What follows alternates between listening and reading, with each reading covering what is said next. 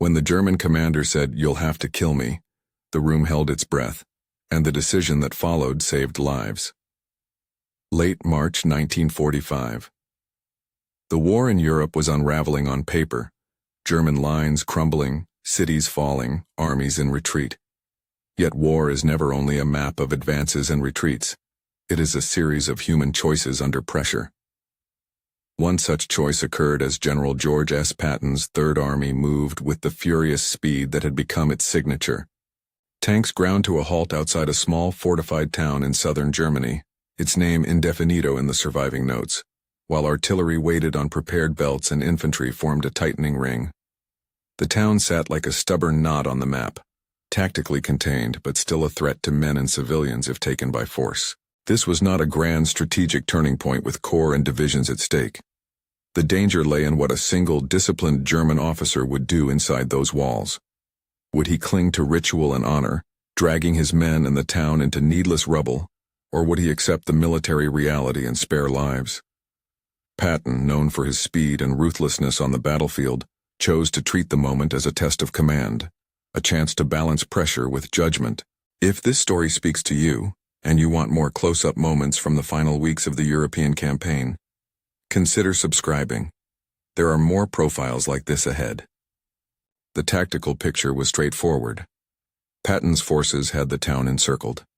Tanks crouched in the fields and along the roads, their engines idling, tracks crusted with mud. Artillery batteries had already plotted firing data. Coordinates were on the map, guns laid in waiting should the order come. Infantry units had established blocking positions on the approaches. Scouts watched for movement in windows and alleys. For the exhausted defenders inside, supplies were thin, communications frayed, and the moral weight of the conflict pressing. A German officer, described in the reports simply as the town commander, disciplined, formal, worn by campaign after campaign, sent back a cold written refusal when surrender was demanded. Military tradition and duty held him to his position. In his mind and training, surrender without fighting could be a stain on honor. For his men, for his career, he faced a painful dilemma. Patton's response was unexpected to those who presumed his reaction would be instant violence. Rather than ordering an immediate assault, he requested a face-to-face under a flag of truce. The choice to walk into a damaged stone building, among the town's shell-shaken walls and with tanks resting outside, was risky in the literal sense. It was also a calculated gamble about how leadership could break the cycle of formal refusals and bloody counter-assaults. Inside that stone building, the scene narrowed to a handful of figures and a few decisive objects. A table, maps, the lowered weapons of aides, the dull clink of a pistol in a holster, light falling through a cracked window onto dust and splintered furniture. Patton entered without the exaggerated theatrics some imagined, no show of cavalier bravado. Yet his presence carried the quiet authority that made men follow him. Officers on both sides were cautious, the air thick with the smell of smoke and cordite. Outside, the tanks and artillery stayed where they had been placed. They were a clear, silent argument for compliance or consequence. The German commander stood his ground. When asked to surrender, he spoke simply and finally, "You'll have to kill me." It was short, literal, and it turned the moral math of the moment into a direct challenge. The sentence exposed the conflict at the heart of command. Obedience to duty versus responsibility for human life. Both men were trained by armies that prized discipline. Both understood the costs of conceding. The difference lay in what each thought their duty required. Patton did not respond with an immediate order to fire. He did not need a dramatic speech to persuade. He laid out, plainly and without flourish, what the situation required. The town was militarily untenable. A continued fight would mean destruction for the civilians trapped inside, and needless deaths for soldiers on both sides. He framed the choice not as an assault on honor, but as a practical judgment of consequences.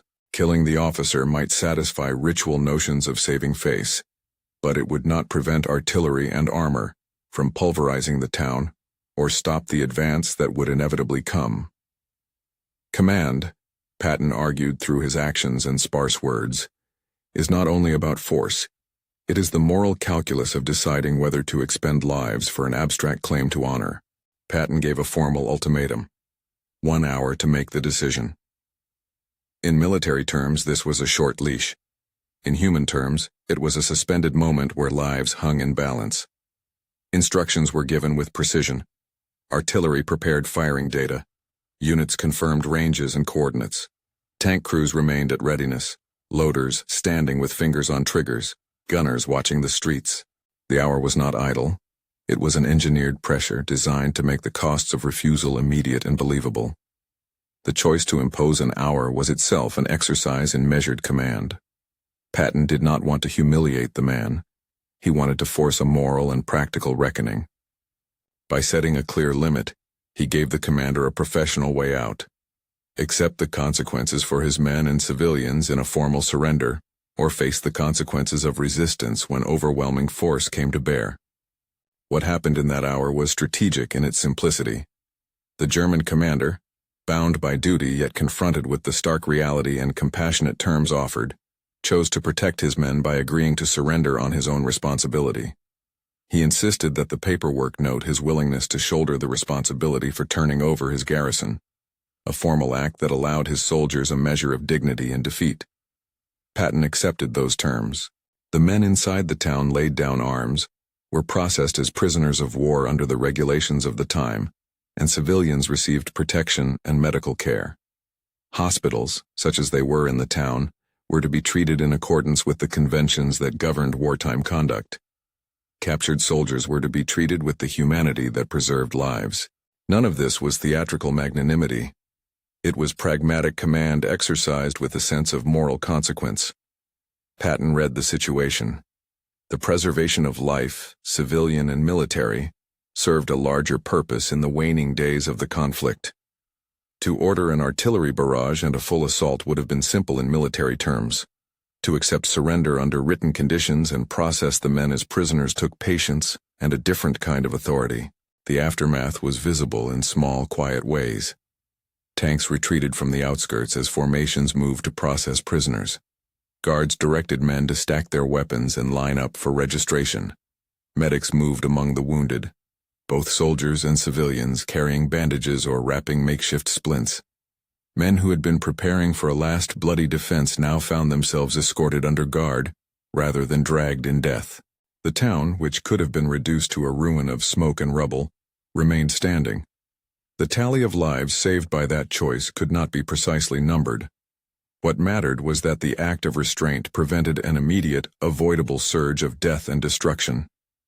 One of Patton's later remarks recorded by officers present was succinct. It saved lives. The sentence is simple, and in its simplicity it captures the judgment Patton made.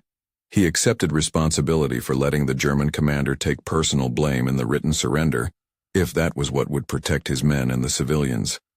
In doing so, he balanced military necessity with humane obligation, a posture that complicates simplistic portrayals of him as merely an unbending hard charger. This episode sits at the intersection of duty and judgment, and it illuminates a broader truth about leadership in war. Leadership is often thought of as the ability to bring force to bear, but it is sometimes revealed most clearly in the ability to restrain that force when restraint preserves life.